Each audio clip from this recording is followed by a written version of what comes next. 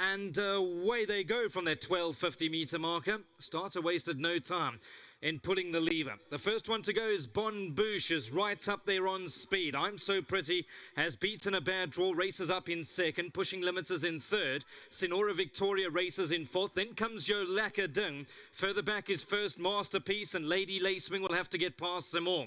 So in front is Bon Bouche in her favourite position. She got away for about 2 lengths. Pushing Limiters in second. I'm So Pretty ends up with the run of the race in third. Yo Lacquer Ding is in fourth. Senora Victoria is in fifth. Further back in the line is Lady Lacewing, and that travels with First Masterpiece. They went past the 600. They'll go towards the middle outside. It's Bon Bouche who guided them in with Pushing Limits in second. I'm So Pretty still goes nicely with JP van der Merwe in third. Yo Lacquer Ding is racing in fourth. First Masterpiece, Senora Victoria, and Lady Lacewing at the back end of the line. But now I'm So Pretty comes hard at Bon Bouche. Bon Bouche, I'm So Pretty. I'm So Pretty comes at Bon Bouche. Pushing Limits is racing on the inside. Senora Victoria starting to run on strongly, but I'm So Pretty got to the lead. Pretty victory, very nice win. Bon Bouche in second, Senora Victoria third, and Yo Lacquer Ding in fourth. But JP van der Merwe put in a good position. He was not going to get involved in that speed tussle. A big well done to Justin Snaith, well done to Greg Bortz, Bjorn Nielsen, and Gina Goldsmith. I know Greg is at the races today with Gina, so all the best to them. They'll be very happy with I'm So Pretty, who's now a 2-time winner from 5 starts, and this one was bred by Main Chance Farms Pty Limited. One more to come. Race number 10 at Hollywood Bets Durbanville goes off at 5:15.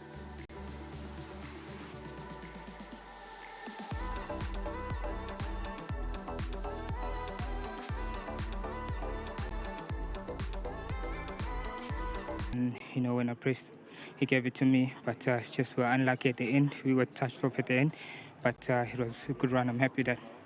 Thanks for that. Just a better horse, I think, beat you, Pumi. Alistair, we go. I'm So Pretty wins race number 9 on the card in the colours of Bjorn Nielsen in partnership with Greg Bortz and Gina Goldsmith. Well done, Justin. Should have sent Vicky across earlier, because with her doing interviews, you haven't seen you all day. Yes. Okay. Nice filly, this. She looks nice and progressive, nice and scopy. Look, very much so. It does help when half the field have been scratched, and all the ones that were certainly horses that were using this race for the feature coming up, and take nothing away. I was very bullish of her running a good race. I was actually 50-50 on scratching her in the week, but I said to JP, you know, I'm not keen on running too many on the weekend, and she really must be working well, and you think she can win. And he got off on Thursday and said, do not scratch this. This is going to run a monster race. And I think there was about 3-1 about her, and all of a sudden they started scratching a couple of horses, and she's still 5-2. So I hope I don't know what happened after this scratching now, but certainly a filly that I think she's going to be around this sort of distance. I think we'll look for 14, but there's nothing wrong with having a couple of fillies that are quite quick. So really well done to Greg, Gina, and to Bjorn. She's been a fantastic filly to own so far for them. And weirdly, the Cape program's always catered for quick 3-year-old fillies. We've got a good record in that race on Lomaral Kings Plate weekend as well. So does she fit that bill? It's very hard to say. The 3-year-olds at the moment, the fillies in the Western Cape are bar Dean Canamae's filly, there's very little at the moment that you would say would contend against that. So I think, but they're all immature, they're all behind. I mean, I haven't brought out any of my top 3-year-old colts yet this season.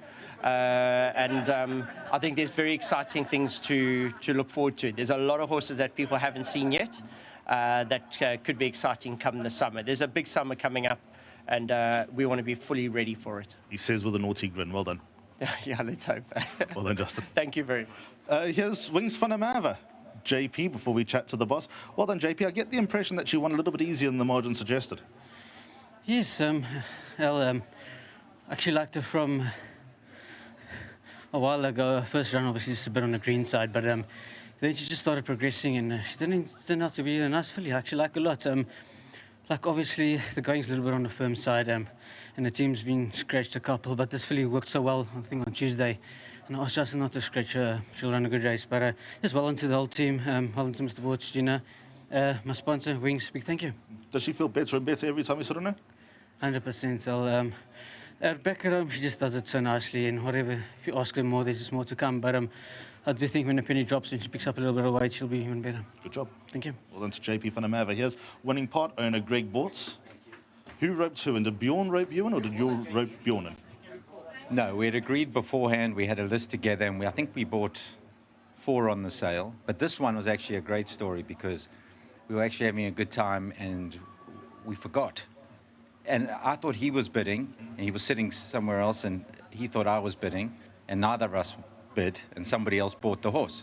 So panic stations set in, and afterwards we went up to that particular individual and said, "How do you know, would you like to make the quickest profit known to mankind?" Which thankfully they did, and I think it was a smart decision, but cost us for being fast asleep. Every racehorse has a story, and it looks like she's adding layers to her story as she goes along. Yeah, I think so. I mean, I think when just talking to Justin and JP, I'm not sure what her optimal trip is, and therefore I don't really know what her future will look like. I think it's too early to say, but she seems to be more of the speedy type than the staying type. So I'm guessing 1,200, 1,400, possibly a mile at most, but I don't know. So we'll see what her future holds, but it looks pretty exciting. Absolutely right. Nothing like the mystery of the future. See you at the sale, Greg. Definitely. You always want to have a winner on a day when there's a sale. So now you just renewed energy. There's an ornament. I know it's going to be more of an ornament than anything else, but Cape Racing Brute going the way of the winning connections, and I'm sure that'll be enjoyed by someone across the way. Exactly. Thanks, Ali. Thanks. Well done to Greg. Well done to the winning team. Well done to Bjorn. Well done to Gina as well, who's discussing all the many wonders of life behind the scenes. And there's one more to go at Hollywood Bets Dermaville before we bar some more champions.